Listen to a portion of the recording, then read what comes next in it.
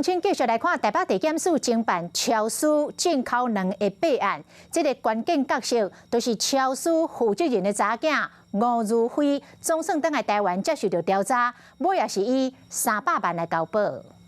请问你这次为什么会回来台湾？到底有没有哄抬价格啊？郭翠安和乌林目镜面对媒体问会中得重点，其实超市负责人真久交查囝吴如辉，洪台前为日本登来台湾接受问会，早暝向移送北京复审。有什么事要说明的吗？复审了后，以300万交保。去年全台湾欠农期间，农业部用专案进口巴西卵，所有资本业敢若50万的超市，还无进口鸡卵经验的粮菜公司得标。和外界积极道理直电厂商。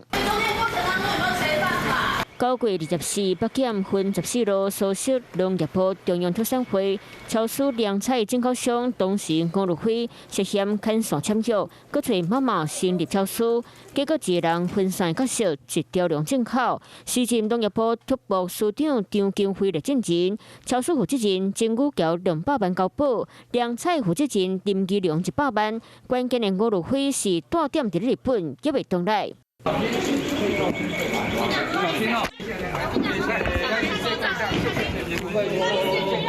大做地检调，佮发动第2波约谈，就困难约谈两任农业部长、佮特产会前董事长。